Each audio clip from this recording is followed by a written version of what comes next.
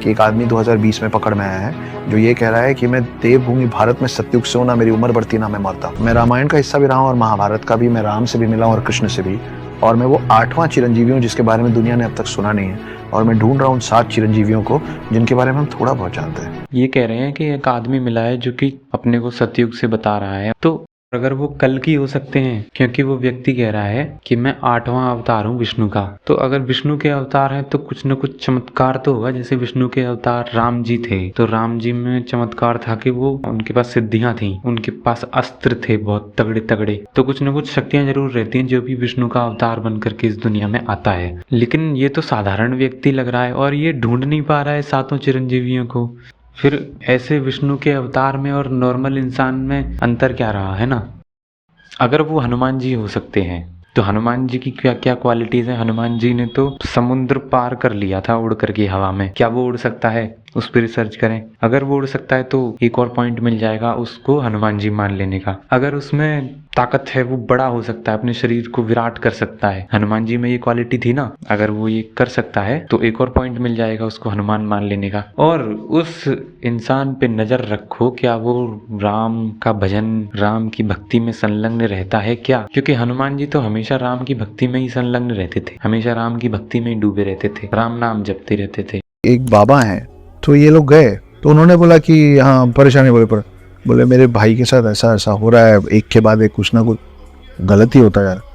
तो उन्होंने अचानक से बोला कि वो तुम्हारे परिवार में करीबी है कोई, उन्होंने किया है सब खेल। तो बोले तो हटा दीजिए। बोले हटाना नहीं आता मेरे को, मैं ये कर सकता हूँ कि वो जिसने भी किया उस पर उल्टा पड़ जाएगा, कर दूं, सोच के बोलना कर दूं। तो बोले सगे भाई की बात है भाई, जो करना पड़ेगा करेंगे। हाँ तो फिर तुमको पता भी चल जाएगा वो किसने किया है। जिसके साथ यही सब चीजें हो जाएगा ना, मान लेना कि वही है वो कुछ करके। बोले जाए ऐसे। फिर हमारे परिवार के बहुत करीबी लोगों के बीच में एक शख्स के साथ सचमुच वही सब चीजें हुई जो मेरे साथ हुई। इस पे रिसर्च करो ना, इनको बाबाओं को बुलाओ जो कहते हैं कि भाई तुम ये चूहा लो और इस चूहे पे तुम क्या कहते हैं काला जादू करके दिखाओ, और ये इसमें फेंक दो तंत्र जादू सा, और पहले ही हमें बता देना कि अब ये चूहा ये करेगा। और अगर वो चूहा वो कर देता है तो इनकी बात सिद्ध हो जाएगी। और ये जो इनकी साइंस है बाबाओं की, वो पूरे देश में, पूरे विश्व में प्रचलित हो जाएगी और फैल जाएगी साइंस की तरह, है ना। कि मैं पहले ही काला जादू डाल दूं किसी में और वो मेरे अनुसार काम कर दे, उसके साथ वही घटनाएं हो जाएं जो मैं चाहूं, जो मैंने काले जादू में बोली हैं। समझ रहे हो ना। वो जितने भी तंत्र विद्या वाले बाबा हैं वो आए और अपने कोर्सेज लॉन्च करें, लोगों को सिखाएं, है ना। धंधा भी इनका बढ़िया चलेगा। तो ये क्यों नहीं आते हैं ऐसे खुले में। सोल्स की एक एज है, आप मान लीजिए कि सोल की उम्र 1000 साल। तो हम में से कोई ये नहीं बता सकता कि उस 1000 साल का जो सोल का स्पैन है वो कितने लाइफ टाइम्स में कवर होगा। फॉर एग्जाम्पल आप देखे होंगे कि एक उम्र दराज आदमी होता है 60-70 साल का, लेकिन उसकी हरकतें बहुत ही बचपने वाली होती। और एट द सेम टाइम आप स्कूल कॉलेज में ऐसे लोगों को भी देखेंगे जो बड़े स्थिर हैं। क्योंकि ऐसा भी हो सकता है कि उन्हीं के फादर से आप मिलेंगे तो आपको लगेगा कि यार ये ज़्यादा समझदार है पिताजी से। लेकिन अगर आप फादर के सोल और बेटे के सोल को कंपेयर करेंगे तो सोल की उम्र होगी 600 ईयर्स और फादर की सोल की एज होगी कहीं 300 ईयर्स। तो कुल मिला के son is elder than the father. यार इंसान के अंदर एक सोल है और उसकी अलग उम्र है शरीर की उम्र से। ये हमें कैसे पता चलेगा। शरीर की उम्र होती है 80-90 साल, लेकिन सोल जो है वो 1000 साल की होगी और वो जो है कई सारे शरीरों को बदलेगी, जन्म लेगी और मरेगा शरीर कई बार। ये कैसे पता चल सकता है हमें, इसका प्रमाण क्या है। शरीर का तो प्रमाण है भाई, दिखता है, जन्म लिया है और 80-90 साल पूरे किए, 70 साल पूरे किए और वो मर गया या किसी दुर्घटना में मर गया।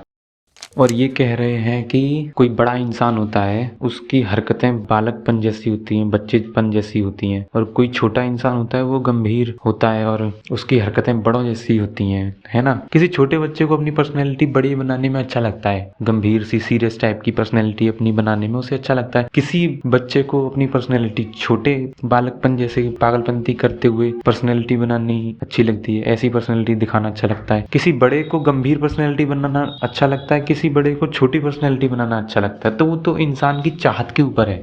तो जब तक हम खुद ना देख लेंगे कि ये सोल है, हम हर एक सोल का पता ना लगाने लग जाएं कि ये सोल है और इसका इतना टाइम पीरियड है 1000 साल का, और इसने ये शरीर और इस नाम के इंसान में वो सोल आई थी और मरी थी और अपना टाइम पीरियड खत्म करके वो चली गई। जब हमें ये प्रकट दिखने लग जाए तब हमें ना विश्वास आएगा। हमें कोई चीज प्रकट दिखती है, हमें तभी उसका विश्वास आता है। तो कोई भी चीज पर विश्वास ऐसे ही नहीं कर लेना चाहिए आप सब लोगों को भी। दरअसल विश्वास जो है वो अपने आप आने वाली चीज है। मैं आपसे अगर कहूँ क्या आप मानते हैं कि इंसान है, तो आप कहोगे इसमें मानने की क्या आवश्यकता है, वो तो दिखाई देता है, इधर उधर डोलता रहता है, हरकतें करता है इंसान, कई सारी इतनी बड़ी आबादी है, इसमें मानने की क्या बात है। जो चीज हमारे सामने है, जो चीज प्रकट है, दिखाई देती है, अनुभव में आती है, उस पर विश्वास करने की आवश्यकता नहीं पड़ती। विश्वास अक्सर उन्हीं चीजों पे करने की जरूरत पड़ती है जो झूठी होती हैं, जो बनावटी होती हैं, जो काल्पनिक होती हैं। देखिए जो 7 चिरंजीवी हैं, कईयों को उनका नाम भी नहीं पता, इसलिए मैं बता देता हूँ।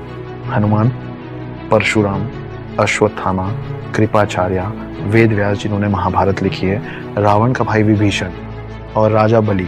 अगर ये चिरंजीवी हैं लोग, 8 चिरंजीवी लोग बता रहे हैं, तो पहली बात तो ये इधर उधर दिखते होने चाहिए दुनिया में, है ना।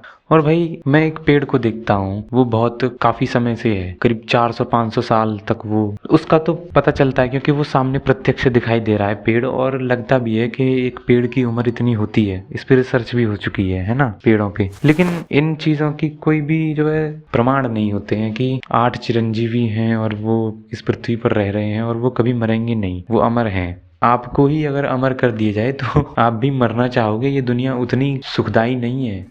जब भी कोई आपका मखौल उड़ाए, कभी मजाक उड़ाए ना कि तुम सांप की पूजा करते हो और तुम पागल लोग हो, तो उनको ऐसे 2-4 तर्क दे दीजिएगा। जैसे कि गैलीलियो ने जब पहली बार बोला था कि पृथ्वी गोल है, तो उसको एंटी क्राइस्ट बोल के टांग दिया गया। पहली बात तो खतरा है कि सांप काट भी सकता है ना, सांप से दूरी ही रहना चाहिए। दूसरी बात ये है कि सांप की पूजा में जो है सांप को दूध भी पिलाते हैं कुछ लोग, तो दूध से सांप को नुकसान है, उसका डाइजेस्टिव सिस्टम गड़बड़ है, वो पचा नहीं सकता है दूध को और उसकी मृत्यु हो सकती है। और तीसरी बात ये है, अगर आपको जीवों से प्रेम है, सांपों से आपको प्रेम है, और तब आप उसके लिए कुछ खाने के लिए रख देते हैं, पूजा कर देते हैं उसकी, तो जैसी आपकी इच्छा भक्ति आपको उठती है तो कोई दिक्कत नहीं। मैं इनकी आंखों में देख करके बता सकता हूँ कि ये बहुत बड़े कहानी लेखक हैं। इनका काम ही है ऐसी कल्पनाओं में डूबना और ऐसी कहानियां निर्मित करना, क्योंकि इनको पता चल चुका है कि लोग जो है बहुत ज़्यादा आकर्षित होते हैं ऐसी चीज़ों से, तो ये अपना काम कर रहे हैं और बहुत अच्छा तरीका उन्होंने ढूंढा है, क्योंकि हमारे देश के लोग ही ऐसे हैं। तो बात सारी ये है।